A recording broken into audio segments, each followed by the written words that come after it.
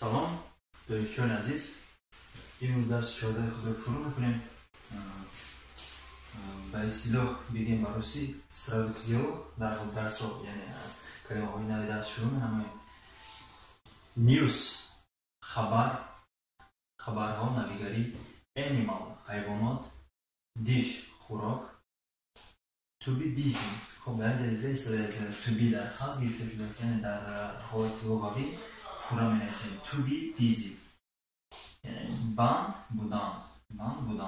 خب to be بودن شد بند با کدوم مقصود؟ اگر روسی را فهمید میشد زنید، یعنی شما با اون کار مشغول هستید یعنی وقت نداره، که بند هستید با اون کار مشغول بودن، بند بودن. can توانستن، could هم توانستن. خب could در زمانی گذشته استفاده برده می شود، can در زمانی حاضره ببینید که آینده. خب found هر دوشم یعنی یافتن ترجمه می شود. find زمانی حاضره، found زمانی گذشته. money پول. خب بعضی رو پیسه میگن، بعضی رو مبلغ میگن. پول یعنی money. بخشی که مبلغ کمتر خطا میشه ترجمه کردنش. خب پول هم کوپیورا کاغذی که هست، money پول. a lot of بسیار زیاد، مثال پول بسیار a lot of money پول بسیار. businessman خب فکر میکنم businessman کلمه عمومی جهانی است و فکر در همه جا همچون businessman استفاده میبرن. خب ما اگر با زبانی یعنی تاجیکی بگیریم، با زبانی ادبی تاجر یعنی تجارتکار. خب شروع میکنم با مثال آوردن. مثال نیوز خبرها. این حال ترجمه ها رو پاک میکنم. خب در اینجا باید همه کلمه ها فهمه است، تنها پیوست کردن و ترجمه کردن. یعنی what چی، نیوز خبر، you to have داشتن، today نیوز. یعنی منطق جمله چی افتاده است؟ What's the news you have today؟ امروز تو چی خبر داری، یعنی چی نویگری داری، چی خبری نو داری. What the news you have today؟ تو امروز چی خبری نو داری، چی نویگری داری.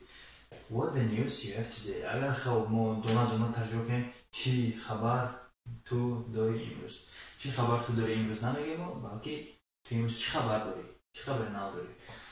خب مثال می‌نویسیم. دیلبر پرسید I have the news about the animals. یا اینکه today ما میتونستیم در اینجا ما این کلمه today امروز، یعنی کسی به شما سوال داد شما امروز چه خبر ندارید، شما شروع میکنید جواب تیره ای کلمه امروز من درباره حیوانات خبر دارم. یا اینکه من درباره حیوانات اخبار دارم یا خبری ندارم. I have the news about the animals. من درباره حیوان ها خبری ندارم. خب چون که فهمده بودم در همه درس ها میفهمم، یعنی ما عینا ترجمه نکنیم من دارم خبر درباره من درباره حیوان ها خبر ندارم.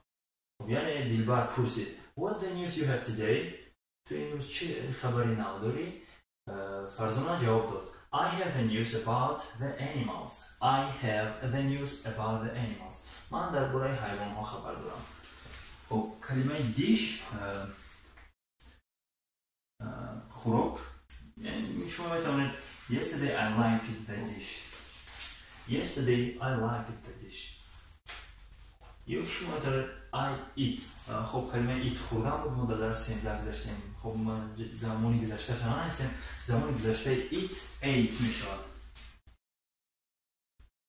ate و این چون خب eaten نشد، این در زمان گذشته قفو، یعنی اینو در درس آن نمیگذاریم، خیلی یک شکل مختلفی گراماتیکی دارد.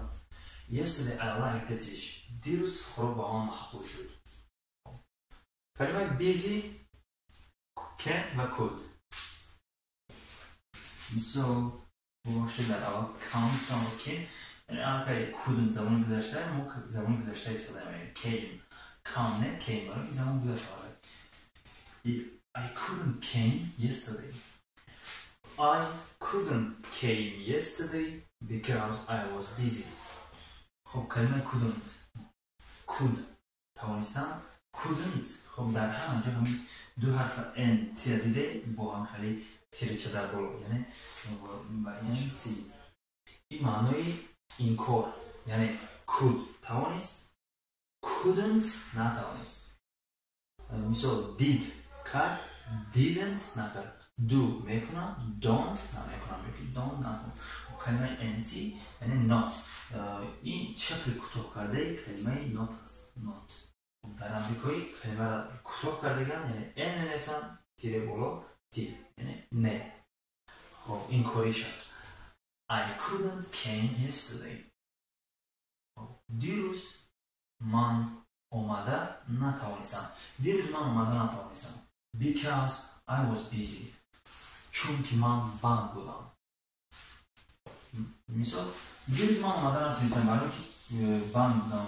برای که مشغول بودم این چون شما میتونید در آخر جمله کلمه ای رو کنید مثال I was busy with shopping خرید کردم در اینجا معنی جمله چه شد I was busy with shopping من با خرید بند بودم یعنی من با خرید که رفته بودم با خرید مشغول بودم برای همین دینا اومده نتونستم I couldn't came yesterday because I was busy with shopping دیروز من اومده نتوانستم برای آن که من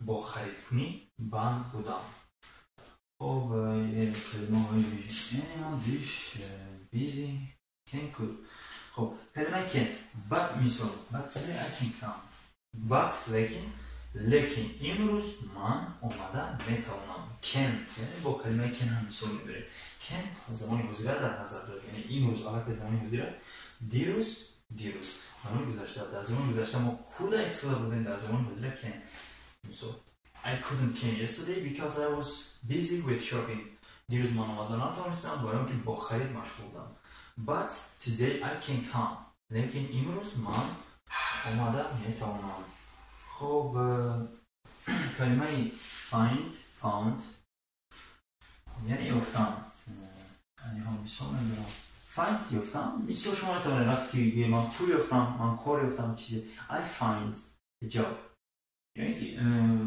در مثال مورد I have got a job میگم من کار داشتم کار در اومدم میگم کار یافتم I find من خبر یافتم I find a news خب الان یافته باشد الان زمان گذشت یعنی یافتم چیکار کردم یافتم زمان گذشت یعنی کرده شد I found news من خبر یافتم I find news من خبر میابم خب باز مثال میگم I found a lot of money yesterday کلمه yesterday رو ما یا اینکه باید در آخر گذاریم یا اینکه در اول در بین جمله خطا میگم مثلا I found yesterday a lot of money yesterday I found a lot of money okay یا اینکه yes I found a lot of money yesterday خب من دیروز پول بسیار یافتم یعنی من پول a lot of زیاد a lot of money پول زیاد مثلا a lot of notebooks دفترهای زیاد خب a lot of یک مقدار زیاد میگم که لیکن حساب کرده میشه مثلا a lot of sugar شکر بزیاد گفتن نمیشه برای چون شکر رو حساب کردن نمیشه تو دو نکته مثلا یا که بارون یا که بغیر مقصد با من یعنی چیزایی که حساب کردن نمیشه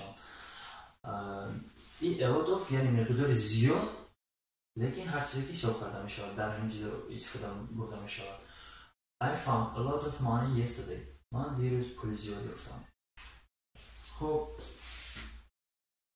businessman کلمه فهم استفاده بودیم کلمه بیزنسمن استفاده یعنی میفهمم خیلی بیزنسمن یعنی کسب یعنی شخص تاجر یعنی جای مشکل نداره برای مثال بریم به مثال خب در یاد میبریم درسی گذاشته ما کلمه every گذاشته بودیم و کلمه months every هر months ما یعنی من هر ماه پول زیاد میابم I find a lot of money every month. من میابم پول زیاد هر ماه. درستش من هر ماه پول زیاد میابم. Because I am a businessman. چون که من تاجر میباشم. چون که من بیزنسمن میباشم. So I find a lot of money every month because I am a businessman. من هر ماه پول زیاد میابم برای اینکه من بیزنسمن میباشم. عادتا اگر این نگه شکل پوره درست جمله نمیشه، مثلا نجوی find earn یعنی یه ضربات رو میگم، یعنی نشال چیزی رو یافتن میگم، ولی این شما همچنین هم استفاده برده میتونید. یعنی من هر ماه پول زیاد میابم و اینجوری کسی که چیزی رو بو میکنه شما میبینید در همین عادتا در همین وقتها یافتن چیزی در find استفاده برده میشه. لیکن در اینجا هم یعنی اسکریو چه نمیگه باید بنویسی، در اینجا هم استفاده برده میتونید. یعنی من هر ماه پول زیاد میابم برای اینکه بیزنس منم، یا اینکه من پول کم میابم برای اینکه کاری انیق ندارم. I find a lot of money. من پول زیاد میابم. اگر من بگم من پول کم میابم چی؟ هم پروستا ولی I don't find a lot of money. من پول بسیار نمیابم. خب همه کلمه ها رو فهمم. خب کلمه A دیروز من سیب سبز خوردم. Yesterday I ate the green apple. خب کلمه ate رو یعنی خوردم در زمان گذشته، یعنی استفاده ترین مثال آوردم. شما همچنین برای اون که انگلیسی دونستن خود رو باز هم براتر و خوبتر کنید، از خود شما واسه از شما میتونید هر روز یعنی با همین چند کلمه جمله هایی که میدونید، کلمه هایی که میدونید کوشش کنید که جمله ترتیب کنید چگونه. من با امکان دست دادم، اگر شما با من روان کنید که همین درست است، اینش درست است، کلامش خطا است، تو وقت بودن همه مقصد خطای رو اصلاح میکنم با شما شکل درستی میفهمم. خب اگر در واقع شما مقصد میخواید انگلیسی یاد گیرید، حرکت کنید که خودتون جمله های نو سازید. و اینجوری اگر من همراه باشم شما میتونید جمله های ساخته خود رو در گوگل نویسید و از پسش کارکت کلمه کارکت میگید. مثلا شما جمله ساخته نویسید برای که فهمید درست هست یا که نه، می‌نویسید از پسش، یعنی در گوگل پایس کتاده یا که در اندکس correct way، یعنی correct way از آخرش نویسید، علاقه شکل درستش خودش میگوید. correct way ترجمهش یعنی راه درست، طرز درست. یعنی شما می‌نویسید مثلا I find a lot of money there every month.